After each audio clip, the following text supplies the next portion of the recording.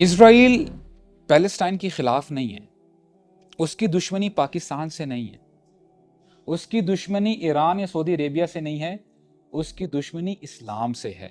वो चाहते हैं कि इन लोगों से किसी न किसी तरीके से उम्मीद को ख़त्म कर दिया जाए, इनको नाउम्मीद बना दिया जाए, इनकी होप को ब्रेक कर दिया जाए। क्योंकि हम बड़े बिजी हैं अपनी पढ़ाई में, हम तो शायद अपनी हिस्ट्री नहीं पढ़ते। इनको पता है कि मुसलमान जब जागता है वो क्या करता है।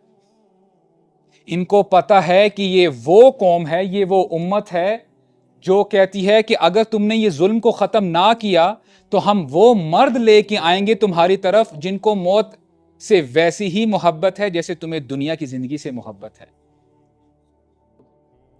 हम शायद भूल गए हैं, लेकिन ये लोग नहीं भूले।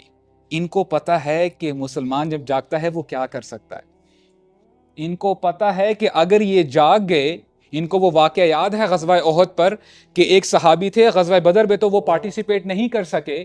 कहते हैं या रसूल अल्लाह, I really miss fighting against the pagans. मैं अल्लाह की राह में शहीद होना चाहता हूं, मैं लड़ाई करना चाहता हूं, मैं अपनी कुर्बानी पेश करना चाहता हूं। या रसूल अल्लाह, अगर मुझे एक मौका मिल जाए तो आप देखिएगा कि मैं क्या करता हूं। अल्लाह ताला ने मौका दे दिया, ग़ज़वा ओहद आ गई और ये अभी खजूर खा रहे थे। साद बिन मुआज इनके साथ हैं। कहते हैं साद, तुम्हें पता है मुझे ओहद की तरफ से जन्नत की खुशबू आ रही है। उन्होंने खजूरों को वैसे ही वहां पे छोड़ा और वहां पे गए और अपनी जान का नजराना पेश कर दिया।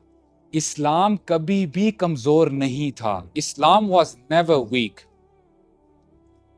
ला इलाहा इल्लल्लाह मुहम्मदुर रसूलुल्लाह कभी भी कमजोर नहीं हो सकता। इससे पावरफुल स्टेटमेंट ना थी, ना है, ना होगी। हम अमूमन जब 13 साल मक्की पीरियड की बात करते हैं, मक्कन एरा, अमूमन हम समझते हैं कि वहां पे मुसलमान बड़े कमजोर थे, इस्लाम बड़ा वीक था। और आप अगर हिस्ट्री जानते हैं और अगर आपने सीरत पढ़ी है, आपको पता है कि Muslims they did not have main stream media, उनके पास कोई आर्मी नहीं थी और कितना प्रोपेगेंडा किया जा रहा था कि रसूलुल्लाह सल्लल्लाहु अलैहि वसल्लम को क्या कुछ नहीं कहा गया। ये साहिर है, ये कज़्ज़ाब है, ये मजनून है। जैसे आज मुसलमानों को क्या कहा जाता है, दीज पीपल आर एक्सट्रीमिस्ट, ये फंडामेंटलिस्ट हैं, इनकी बातों में ना आना। लेकिन हुआ क्या, बल्कि अबू लहब जो कि अपना रिश्तेदार है, वो पीछे पीछे जाता था। रसूलुल्लाह सल्लल्लाहु अलैहि वसल्लम दीन की दावत दे रहे हैं और उनका चाचा पीछे कहते हैं कि इस शख्स की बात ना सुनना, ये बंदा झूठ बोल रहा है। चूंकि मेन स्ट्रीम मीडिया उनके हाथ में था, उन्होंने जो नाचने वालियां थी, जो डांसर्स थी, उनकी भी अरेंजमेंट की।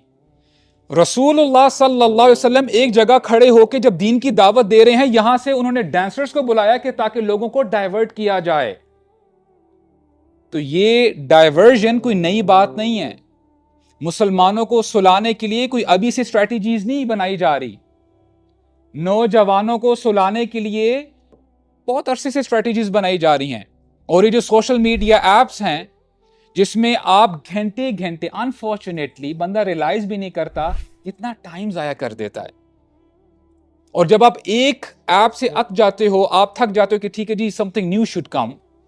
If Facebook was not sufficient, was not enough, तो फिर वो इंस्टाग्राम आपके सामने रख देते हैं। अगर उससे दिल भर जाए तो स्नैपचैट भी अवेलेबल है। If that is not enough, फिर टिकटॉक पर भी आप जो है अपना टाइम गुजार सकते हो।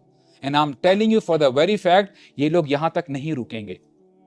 ये आपको सुलाने के लिए और बहुत कुछ करेंगे, क्योंकि इनको पता है कि ला इलाहा इल्लल्लाह की क्या ताकत है।